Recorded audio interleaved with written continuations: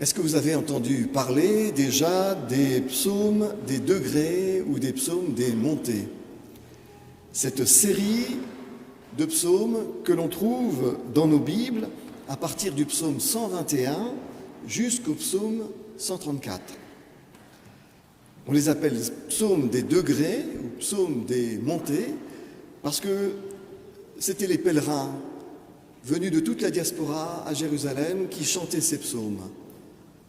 Je lève les yeux vers les montagnes, dit le premier de cette série, le psaume 121, d'où me viendra le secours. Les montagnes représentent métaphoriquement ici toutes les difficultés du pèlerinage. Tout au long de cette marche vers ces degrés, cette montée vers Jérusalem, les pèlerins chantaient ces psaumes des degrés ou des montées. Et puis, lorsqu'ils arrivaient à Jérusalem, qu'ils se trouvaient devant le temple, ils entonnaient le psaume 134, le dernier de la série. « Voici, bénissez l'Éternel, vous, tous ses serviteurs, vous qui vous tenez dans la maison de l'Éternel. » Le pèlerinage était accompli, on était à Jérusalem, on pouvait se réjouir des célébrations du temple. Or, si vous regardez bien le psaume 23, sa dernière strophe laisse entendre que ce chant était pour sa part chanté en repartant de Jérusalem. Oui, le bonheur et la grâce m'accompagneront tous les jours de ma vie et je reviendrai dans la maison de l'Éternel pour la durée de mes jours. Vous voyez, je reviendrai dans la maison de l'Éternel indique que le pèlerinage devait reprendre en sens inverse. Il s'agissait de repartir. C'est donc dans la logique des psaumes que les pèlerins chantaient dans les pèlerinages qu'il faut comprendre et interpréter le psaume 23 et non pas dans la logique des obsèques. C'est comme cela que les églises chrétiennes interprètent maintenant le psaume 23. Mais le psaume 23 est plutôt un psaume qui évoque le pèlerinage, la marche confiante avec Dieu. Regardons dans cette optique ce que le psaume 23 a à nous dire ce matin. Entreprendre un pèlerinage pour Jérusalem dans l'Antiquité relevait du défi. Il fallait marcher parfois pendant de très longues distances, car c'est de toute la diaspora que les pèlerins venaient.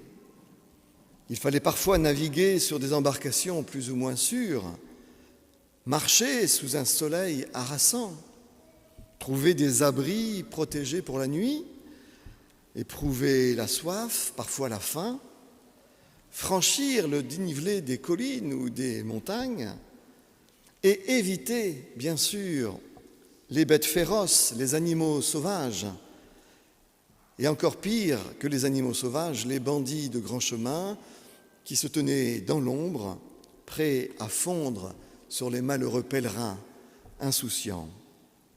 Oui, entreprendre un pèlerinage dans l'Antiquité était un véritable défi. Pour se prémunir des dangers et des difficultés de la route, il valait mieux ne pas voyager seul. L'union faisant la force, les pèlerins avisés voyageaient en groupe. Et pour se donner du courage, ils chantaient. Ils chantaient à l'aller comme au retour. Et notamment au retour, ils chantaient le psaume 23. Ce psaume 23, décidément, ce matin, il y a des trompettes.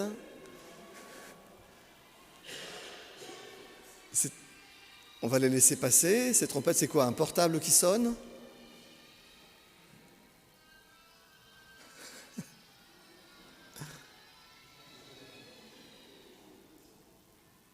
Alors, il faut vraiment couper son téléphone le matin en arrivant, parce que sinon, c'est pas possible. C'est très beau. Voilà, donc nous reprenons le fil de notre méditation. Ce psaume 23 est une véritable confession de foi dans la providence de Dieu. Et ce psaume illustre à la manière des métaphores une véritable philosophie de vie, la philosophie de vie qui habite le cœur des croyants. Le thème du pèlerinage du psaume 23 devient en effet, au fil des vers, la métaphore du parcours de chaque fidèle ici-bas. Nous naissons dans un milieu plus ou moins favorisé, nous nous développons tant bien que mal, les mêmes chances ne sont pas données également à tous et toutes, et puis nous sommes propulsés sur le chemin de l'existence que nous parcourons de jour en jour au milieu des bonnes choses et au milieu des difficultés. Oui, notre existence peut être comparée à un pèlerinage. Et c'est ce que le psaume 23 nous laisse entendre à la manière dont il présente le pèlerinage. Notre existence échappe à notre compréhension tant que nous ne savons pas pourquoi nous sommes sur ce chemin et tant que nous ne savons pas où nous allons. L'existence n'a aucun sens quand nous ne comprenons pas d'où nous venons et où nous allons. Dans la métaphore du psaume 23, c'est lorsqu'il s'ouvre à la présence de l'Éternel, celui qu'il a appelé à l'existence, que le psalmiste, que le fidèle perçoit que c'est le bon berger lui-même qui le conduit. Or, ce bon berger qui conduit le fidèle toujours plus loin dans sa communion. C'est l'expérience que nous faisons, nous croyants, au fur et à mesure de notre cheminement spirituel. Souvent, nous commençons notre parcours de foi avec une communion avec Dieu timide, mais plus nous progressons dans la compréhension de la vie spirituelle, plus nous méditons les Écritures, plus nous parcourons du chemin avec Dieu, plus il semble que la communion que nous avons avec lui grandit.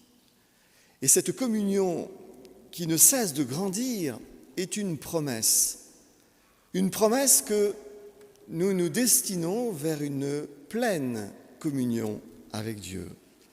Oui, il semble que l'aboutissement de notre foi, l'aboutissement de la communion que nous commençons sur cette terre, nous destine à la pleine communion.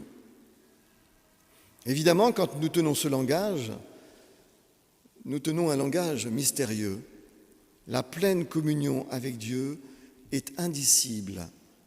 Nous ne pouvons pas dire ce que Dieu est, et nous ne pouvons pas dire ce qu'est exactement cette étape de la pleine communion avec Dieu vers laquelle nous marchons, à laquelle nous sommes destinés. Nous ne pouvons pas dire Dieu, et nous ne pouvons pas dire non plus ce qu'il en est de cette étape de la pleine communion avec lui. Et pourquoi ne le pouvons-nous pas ? Tout simplement parce que nous appartenons au monde créé. Et que le monde créé est en deçà de la réalité de l'intelligence créatrice, celui que l'on appelle l'Éternel. Mais l'Éternel, c'est un anthropomorphisme. L'intelligence créatrice en est un également. Mais l'intelligence créatrice nous place devant le travail de l'Éternel, le travail de cet univers en process. Voyez-vous, la grande affirmation du monothéisme, en Décalogue, premier commandement, c'est que justement, nous ne pouvons pas avoir de la connaissance sur Dieu. C'est moi, ton Dieu. Tu n'auras pas d'autre Dieu devant ma face. Mais surtout, tu ne te feras pas de représentation de ce qui est en haut dans le ciel, de ce qui est en bas sur la terre, de ce qui est dans les eaux plus bas que terre. On ne peut pas représenter l'Éternel. On ne peut pas représenter l'intelligence créatrice.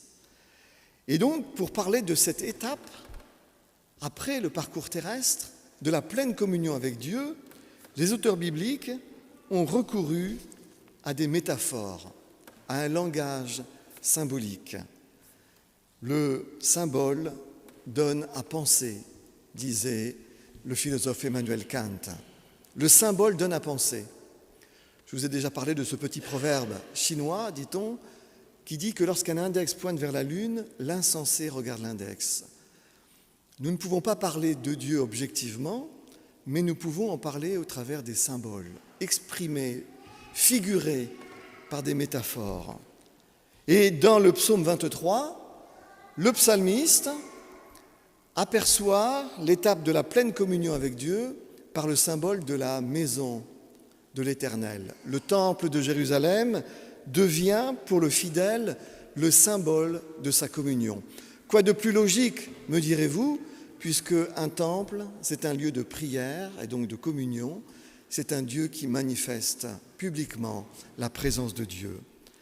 La maison de l'Éternel, vers laquelle le fidèle dit qu'il va revenir pour la durée de ses jours, c'est un symbole de cette étape de la pleine communion avec Dieu.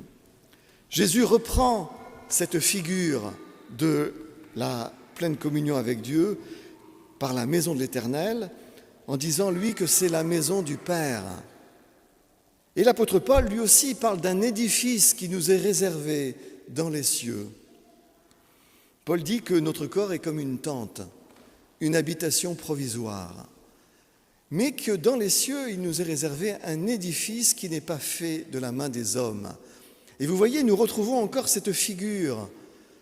Et nous comprenons que ce Dieu que nous ne pouvons pas dire de manière objective, cette communion pleine, aboutie, que nous ne pouvons pas évoquer autrement qu'avec des métaphores, les auteurs bibliques en ont parlé avec ces figures, la maison de l'Éternel, la maison du Père, l'édifice qui nous est réservé dans les cieux, mais on pourrait aussi parler du paradis, on pourrait parler du royaume des cieux, nous pourrions parler également du ciel, ou bien même de la résurrection ou de l'ascension.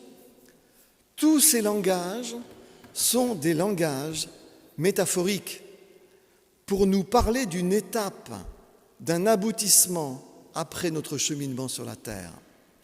Vous voyez où je veux en venir. Ce psaume 23 est une véritable métaphore de notre parcours terrestre. Et nous comprenons que nous sommes sur un chemin de pèlerinage quand nous comprenons que l'Éternel est à l'origine de nos existences, comme il est à l'origine de l'univers. Et nous comprenons que cette communion que nous pouvons déjà goûter sur la terre, qui n'en finit pas de grandir, nous promet un aboutissement, nous promet la pleine communion. Et cette pleine communion, nous l'appelons paradis, nous l'appelons ciel, nous l'appelons royaume des cieux, nous l'appelons maison du Père, maison de l'Éternel. Nul n'a de renseignements sur l'au-delà. Pendant très longtemps, les églises chrétiennes ont cru qu'elles avaient un savoir sur l'au-delà. Pourquoi ? Parce qu'elles lisaient littéralement ces passages de la Bible qui nous parlent du paradis, qui nous parlent du royaume des cieux, qui nous parlent de l'après, de ce temps de pleine communion avec Dieu. En prenant les symboles à la lettre, en regardant l'index pour lui-même plutôt que pour ce qu'il représente, les églises du passé, de la prémodernité, avaient construit une véritable géographie de l'au-delà, avec le paradis, l'enfer et le purgatoire. L'enfer pour les très méchants, le paradis pour les très bons, les saints, mais pour les fidèles qui n'étaient ni tout à fait bons, ni tout à fait méchants, il fallait bien un lieu de purgation. Et donc, au 5e siècle après Jésus-Christ, on a imaginé le purgatoire comme un lieu dans lequel on venait expier par la souffrance les fautes que l'on avait commises après le baptême. Oui, les églises croyaient qu'elles avaient un savoir. Et puis la modernité est venue. Et cette modernité nous a appris à lire les Écritures selon leur contexte, selon les genres littéraires. Et il nous est apparu que, effectivement, ces figures métaphoriques sont des figures métaphoriques. Le ciel, le royaume des cieux, la maison du Père, la résurrection, l'ascension à la droite de Dieu, ce sont des langages qui nous parlent d'une réalité Ce ne sont pas des langages imaginaires qui n'ont aucune consistance. Ce sont des langages métaphoriques qui parlent d'une réalité. Et cette réalité, c'est la pleine communion avec Dieu. La communion que nous vivons dans notre vie spirituelle sur la terre et qui grandit progressivement, nous promet un plein aboutissement, une destination. C'est cette destination que nous pouvons appeler le paradis, que nous pouvons appeler le royaume des cieux. De quoi en retourne-t-il? Nous ne le savons pas. Personne ne peut dire ce qu'il en est véritablement de l'au-delà. Et je vais vous dire une chose, si quelqu'un vient à vous un jour en vous disant qu'il a un savoir sur l'au-delà, méfiez-vous, il en veut certainement à votre argent. Comme l'Église du Moyen-Âge en voulait à l'argent des fidèles en leur vendant des indulgences pour sortir plus vite du purgatoire. Nous n'avons pas de connaissances. Nous n'avons pas de connaissances sur l'au-delà, comme nous n'avons pas de connaissances sur Dieu. Nous n'avons pas de connaissances, mais ce n'est pas parce que nous n'avons pas de connaissances que la réalité n'existe pas. Ce n'est pas parce que nous n'avons pas de connaissances sur Dieu que nous ne pouvons pas communier avec lui. Nous pouvons communier entre entités humaines. Qu'est-ce qu'une personne? Une personne, c'est une entité qui peut dire « je ». C'est une autonomie, c'est quelqu'un qui peut dire « je suis ». Et l'Éternel s'appelle « je suis ». Une personne, c'est quelqu'un qui a de la conscience, de l'intelligence, de l'affectivité. Quelqu'un qui peut rentrer en communion, co-union, en union avec une autre entité construite sur le même modèle personnel. Et quand la Bible dit que Dieu nous a créés à son image, cela signifie que Dieu lui-même est une autonomie, une intelligence, une conscience, une affectivité qui nous a créés sur ce modèle pour que nous entrions en communion avec lui, que nous soyons compatibles et que nous puissions être compatibles avec toutes les entités qui sont construites de la même manière, tous les humains du monde. Nous sommes parfois en communion avec des gens que nous ne connaissons pas. Aujourd'hui, par les réseaux sociaux, mais aussi par le téléphone, par l'écriture, par la littérature. Quand nous lisons un texte, nous sommes en communion avec l'auteur bien souvent, quand nous partageons ses idées. Ce n'est pas parce qu'une réalité nous échappe qu'elle n'existe pas. Et c'est cela la différence entre le croyant et l'agnostique. J'en parlais il y a peu avec des amis. L'agnostique dit qu'il ne croit pas et il suspend son jugement. Tandis que le croyant dit qu'il ne sait pas. Pardon, j'ai dit l'agnostique ne croit pas. Non, l'agnostique dit qu'il ne sait pas et il suspend son jugement. Le croyant dit qu'il ne sait pas pouvoir dire Dieu, définir Dieu, mais il peut communier avec lui. Il peut s'approcher, s'ouvrir à sa présence, entrer dans sa présence. Et cette communion qui commence sur la terre, elle promet un aboutissement dans l'étape d'après. Une étape que nous ne pouvons pas dire non plus, mais Dieu merci, il y a la poésie, il y a les métaphores qui donnent à penser. Kant avait bien raison, le symbole donne à penser. Par contre, si vous prenez le symbole à la lettre, c'est-à-dire le paradis à la lettre, le royaume de Dieu à la lettre, le jugement dernier à la lettre, le symbole ne donne plus à penser. Le symbole donne à penser si vous le prenez et le gardez comme symbole. Chers amis, ce psaume 23, il nous présente d'une manière métaphorique notre cheminement. Nous sommes ces pèlerins qui marchent vers une destination, celle de la pleine communion avec le bon berger qui nous a conduits jusqu'à présent, qui nous conduira encore vers cette étape. Il nous faut apprendre ce psaume 23 par cœur, parce qu'il est d'un réconfort incroyable. Et de même que les Hébreux voyageaient groupés pour faire face aux dangers des pèlerinages, nous serions bien avisés, nous aussi, de rester groupés. Au fond, les églises ne sont rien d'autre que des groupes de pèlerins qui marchent ensemble et qui chantent ensemble pour se donner du courage dans cette existence.